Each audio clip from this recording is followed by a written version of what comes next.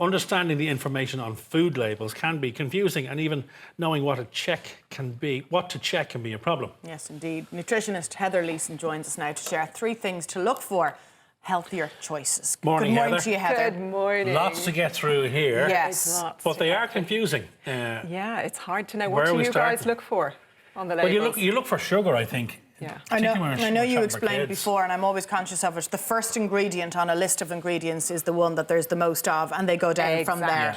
Exactly. So what I recommend that you look at, number 1, the sugar content, because we know it's bad for us. The problem is it is in so many foods. It's in about 85% of the food we buy in the supermarket, apart from fruit and veg.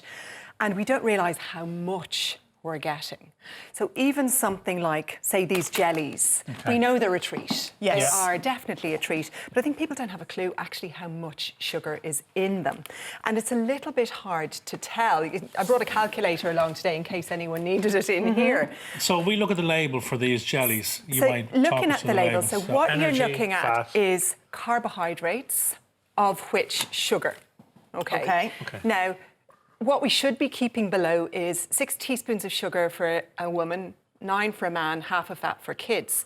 But teaspoons aren't on the label. Per day? It's grams per day. Yeah, that's World Health Organization. And in terms of grams, how much is that? You divide grams by 4 to get your teaspoons. So if we look at this label here, the Tang Fastics, we can see 50 grams per 100. They're half sugar, 50% sugar.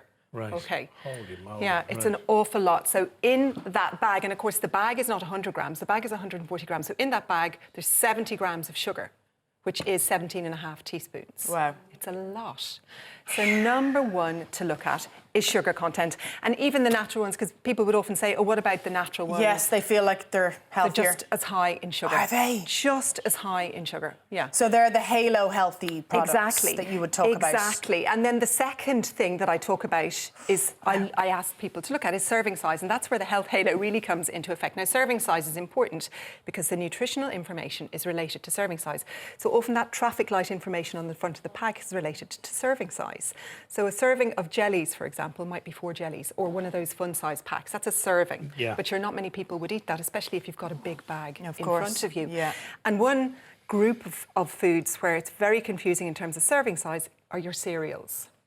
And they're one where there is this health halo. We were talking about that, Anna, where you see it's whole grain, it's natural, must be good for us.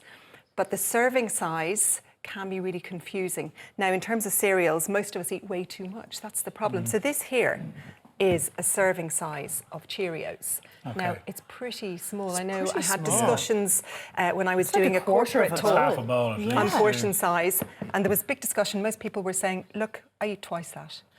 And if we look at their label then, if you look at the label, so again, if you're looking at the sugar, this is if you look the second column, per 30 gram serving, which is that small amount that I showed you, that has 13 grams of sugar. So that has already got more than 3 teaspoons of sugar.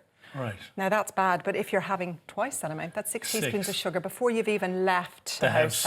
You've got your daily intake done. And the whole wheat version of those, I was saying to you, would that not be much better? No, it's the same. Not. That is the whole wheat version. That is the whole wheat version. And other products like your bran flakes that might have dried fruit in them, also really, really high in sugar. So you want something like porridge or Weetabix that, when you look at the label, does not have sugar there. Okay. It's not on the ingredient list. Moving on to dairy products then. Yeah, because that then brings me to the third thing to look at, which is your ingredients. Now, like you said, Anna, they're listed in order of preponderance. So you want to look at the first 5 ingredients, and that's the bulk of the product. And you're looking for a couple of things. First, you want real ingredients. So you should be able to recognise what's on the ingredient list as food. I was doing a talk with a company this week, and a woman brought in a wrap. There was 85 ingredients in the wrap, and half of them were chemical equations, pretty much. You want real food, and where that's important to look at the ingredients, serving size and sugar is something like dairy products.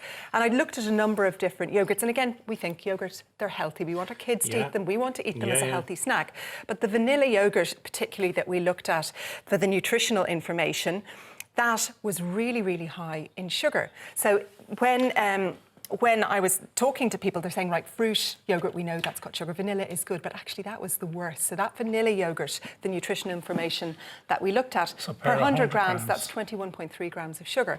This little pot here is 150 grams. So it's got 32 This grams one? of sugar, 8 spoons of sugar in that. So that's a man's daily intake of sugar in that one And you yogurt. don't even feel like you've had your treat.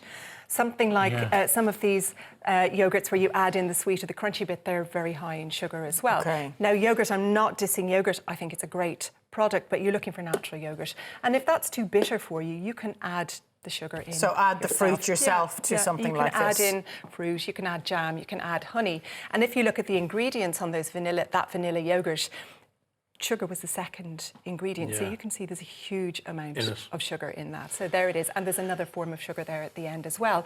And that's the other thing to bear in mind. Yeah.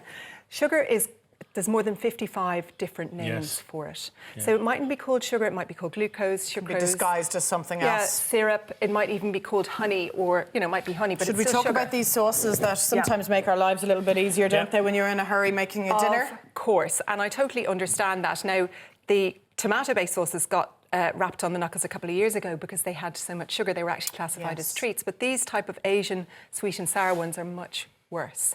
So again, if you look at the nutritional information for those, you can see that they're actually rammed full of sugar. So this jar, a jar of sweet and sour 14.8. sauce, when you moly. add it up, it has almost the same as your packet of jellies. Wow. So in summary, I'm not doom and gloom, but look at the label, look for the ingredients, look for the sugar, look at the serving size. So if you're buying a treat, understand it's a treat. Information. Yeah, as always. information. Is key. Thank you, Heather. My as pleasure. always. Thank you very much. There's little or no nuts left in your bowl here. I take it afraid they're to the things ask. we can eat, yeah? They're the things you can I'm eat. afraid Same to ask for calories. that. Apple, safe enough? Apple and nuts, same calories as a chocolate bar. And it was to show why I don't talk about calories. Much better snack. Better choices. Much better snack. Okay. Thank you, right. Heather. Thank you, Pleasure. Heather.